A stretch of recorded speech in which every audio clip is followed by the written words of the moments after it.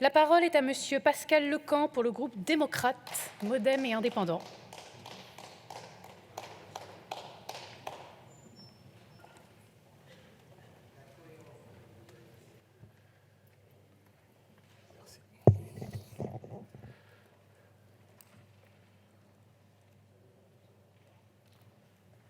Madame la Présidente, Monsieur le Ministre, Monsieur le rapporteur général, chers collègues, je revis avec vous mes premiers jours en tant que député, il y a presque un an. J'intervenais pour la première fois à cette tribune pour défendre, eh bien oui, exactement le même texte. Je suis sans doute plus à l'aise cette fois, peut-être parce que vous êtes aussi en nombre beaucoup plus restreint. Je ne serai donc pas très long sur ce texte, nous nous sommes déjà tout dit, il y a déjà un an et souvent depuis d'ailleurs. Je dirais simplement que notre soutien pour les décisions courageuses et efficaces prises en 2021 pour accompagner la relance de l'économie française pendant la pandémie du Covid est totalement intact. Les 19,6 milliards du plan France Relance et les baisses d'impôts de production ont permis une forte reprise de l'investissement des entreprises qui a bondi de plus de 11 points sur l'année 2021. Grâce au fonds de solidarité de 26,8 milliards d'euros, et aux allègements de cotisations, oui, monsieur Guiraud, aux allègements de cotisations, l'emploi a résisté avec un taux de chômage de 7,4% au quatrième trimestre 2021. Bref, le gouvernement a fait ce qu'il fallait faire dans un contexte de grande incertitude pour sauvegarder le tissu économique français.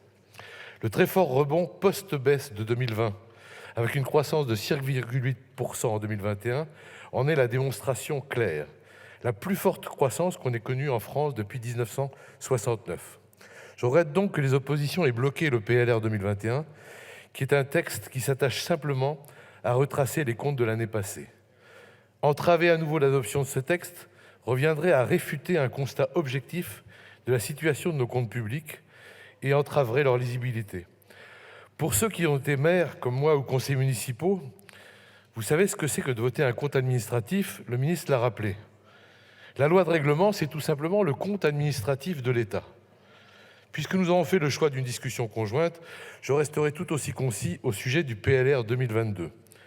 Attaché au redressement des finances publiques et au sérieux budgétaire, nous aurions souhaité opérer un plus franc retour vers une trajectoire budgétaire de diminution du ratio de la dette publique. Trajectoire, Madame Louwagie, qui est déjà amorcée depuis un an, puisqu'on a réduit de 1,7 point le taux de PIB. Je parle ici de taux d'endettement. On peut toujours sortir les chauves qu'on veut, on a des...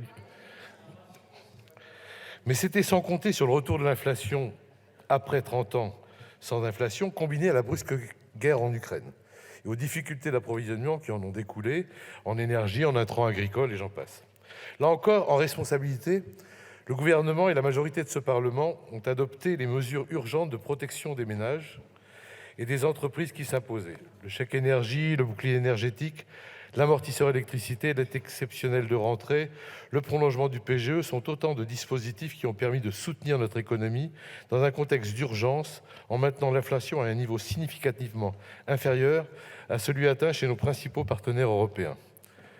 Sans cette action résolue, les Françaises et les Français auraient subi une inflation de près de 1,5 fois ce qu'elle a été.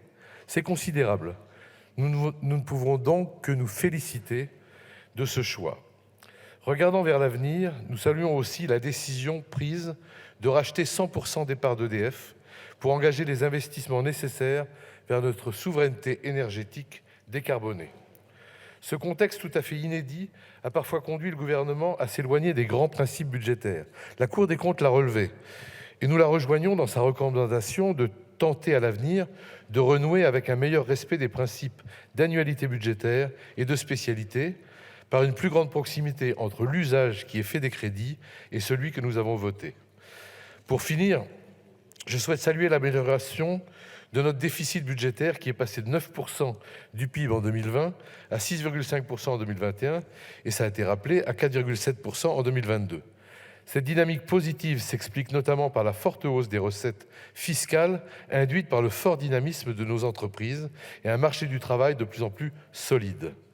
Pour ne pas aggraver davantage la charge de la dette que l'inflation a mécaniquement alourdie, cette dynamique doit prospérer.